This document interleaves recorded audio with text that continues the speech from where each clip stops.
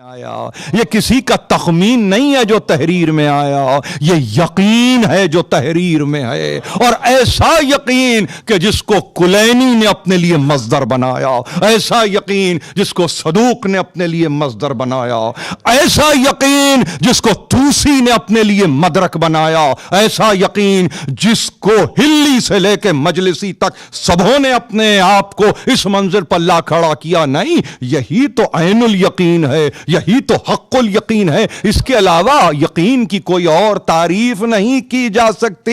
یہ وہ کتابیں ہیں جو پہنچی ہیں، اور اس کے بعد ان میں وہ کلام کہ جسے احسن الکلام بھی کبھی کہا گیا آپ تک پہنچا ہے۔ دیکھیے یہ کون لوگ ہیں، کبھی کبھی دل چاہتا ہے اس تعلق سے بھی گفتگو کرنے کا، ذرا پہچانے تو کہ یہ کہاں کھڑے ہوئے ہیں۔ شہد اللہ انہ لا الہ الا ہو والملائکۃ واولو العلم قائما بالقسط لا الہ الا هو العزیز الحکیم۔ سورہ آل عمران کو پڑھنے والے تشریف فرما ہیں کہ جہاں ارشاد ہو رہا ہے گواہی ہے، گواہی خود اپنی ذات پر گواہ بن رہا ہے، اللہ اپنے وجود پر گواہ بن رہا ہے، اپنی وحدانیت پر گواہ بن رہا ہے، اپنی یکتائی پر گواہ بن رہا ہے۔ مسئلہ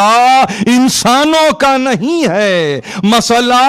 عامین کا نہیں ہے، مسئلہ خلافت و سیادت کا نہیں ہے، گواہی حق کی گواہی ہے، اور اس طرح سے گواہی ہے کہ جہاں سب سے پہلے وہ گواہ بن جائے، اس کی گواہی کو جو اس کی اپنی ذات پر ہے جھٹلایا نہیں جا سکتا، کسی کی مجال نہیں ہے اولین و آخرین میں جو یہ کہہ دے کہ نہیں اپنے پر گواہی تو نہیں دی جاتی، یہ آپ کے بنائے ہوئے قانون ہے، وہ اس کا دیا ہوا قانون ہے کہ وہ گواہی جو میں اپنے آپ پر قائم کر رہا ہوں وہ گواہی محکم گواہی ہے۔ محکم گواہی کے لیے محکم گواہ چاہیے۔ سب سے پہلے گواہ کے طور پہ اپنے آپ کو پیش کر دیا، اور اس کے بعد کہا عصمت کے فلسفے سے ذرہ برابر بھی واقفیت ہو تو یاد رکھو ان ملائکہ کو پیش کر رہا ہوں، عصمت کی صفوں میں نجاست نہیں آ سکتی،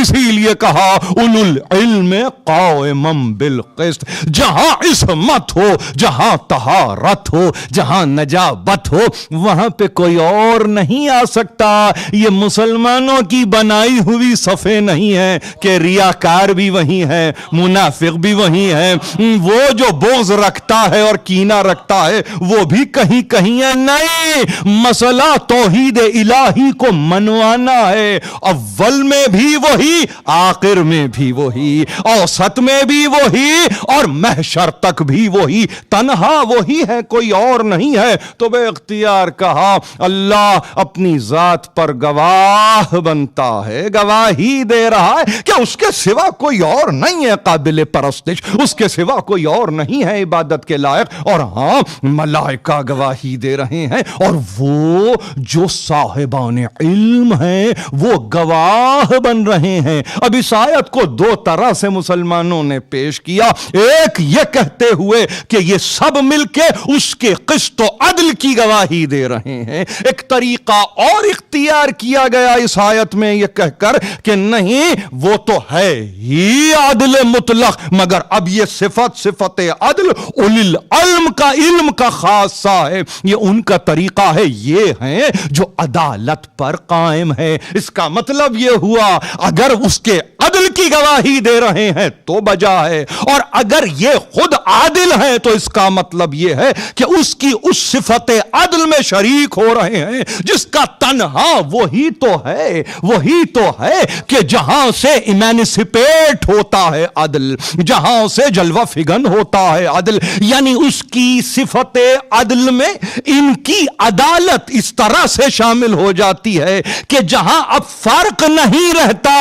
وہ ہے کونین پر عادل عادل مطلق، اور یہ ہے زمین پر اس کی عدالت کے مظاہر کہ جن سے رتی برابر ظلم ممکن نہیں ہے۔ یہ سراسر عدل ہیں، یہ عین عدل ہیں، اور ان کا عدل قیامت تک جانے والا ہے۔ ان کو پہلے سمجھیے تو 4000 طلاب 400 کتابوں کا تذکرہ کرنے والے کبھی کبھی دیکھیں تو یہ ہیں کون؟ یہ وہ ہیں جو توحید پر گواہ بنتے ہیں، توحید پر گواہ بنتے ہیں، اور خدا اپنی اس گواہی میں انہیں شامل کرتا ہے، قرآن میں شامل کرتا ہے، آیت میں داخل کرتا ہے، اور اس طرح سے کہ دیکھو اب کبھی کبھی توحید الہی کو منوانے کی منزل آ جائے تو یہی ہوں گے جو توحید الہی کو منوائیں گے۔ میں نے عرض کیا اول میں بھی یہی منوانے والے، آخر میں بھی یہی لانے والے۔ وہ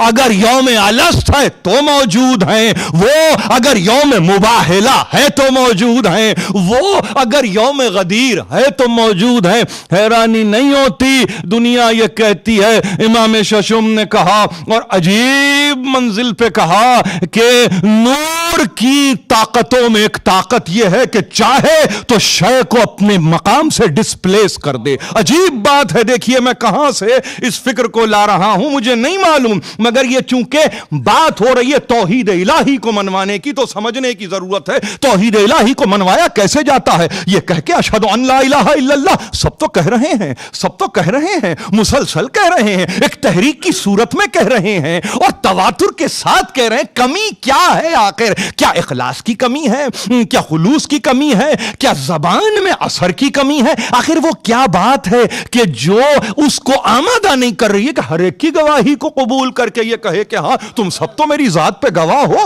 اب ضرورت کیا ہے مجھے صاحبان علم کی؟ مگر کہا دیکھو چونکہ ایسی گواہی ہے، یہ رویت کے تعلق سے نہیں ہے، یہ چاند کے دیکھنے کے تعلق سے نہیں ہے، یہ چاند کے پیدا کرنے والے کے تعلق سے گواہی۔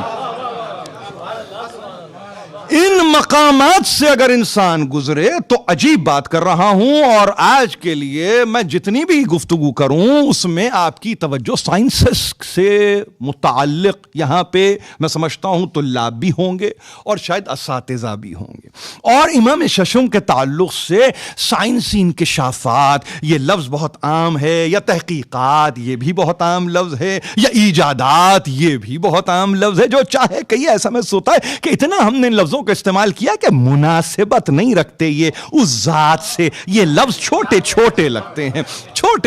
لگتے ہیں، اور ایسے محسوس ہوتے ہیں کہ نہیں شخصیت کہیں اور ہے، لفظ کہیں اور رہ رہا ہے، کسی اور منزل پر لفظ رک جاتا ہے۔ ایجاد بہت بڑا لفظ ہے، ابتدا ایک بہت بڑا لفظ ہے، مگر ان کے تعلق سے یہ لفظ بہت چھوٹے لگتے ہیں، سبک لفظ ہیں، معمولی لفظ ہیں، یعنی جو لفظوں کی حقیقت کو متغیر کر دے وہ معصوم ہوتا ہے۔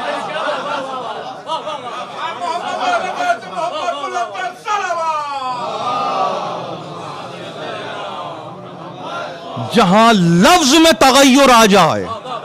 جہاں لفظ میں تغیر آ جائے، جہاں لفظ ایک مرتبہ لرزہ باندام ہو جائے وہ معصوم ہے۔ یاد رکھیے اس بات کو۔ ایک منزل پر میں آپ کو اس لیے لے جانا چاہتا ہوں کہ ہمارے سننے والے بہت دور سے آتے ہیں اور ایک طلب کے ساتھ ہیں، اور طلب علم ہے، کوئی اور طلب نہیں ہے ہمارے پاس۔ اس طلب کے لیے آنے والوں کو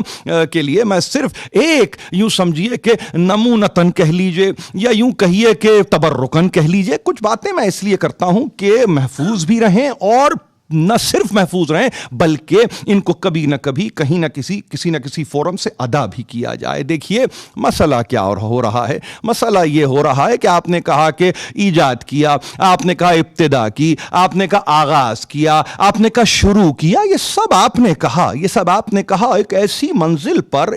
منزل پر کہ جہاں پر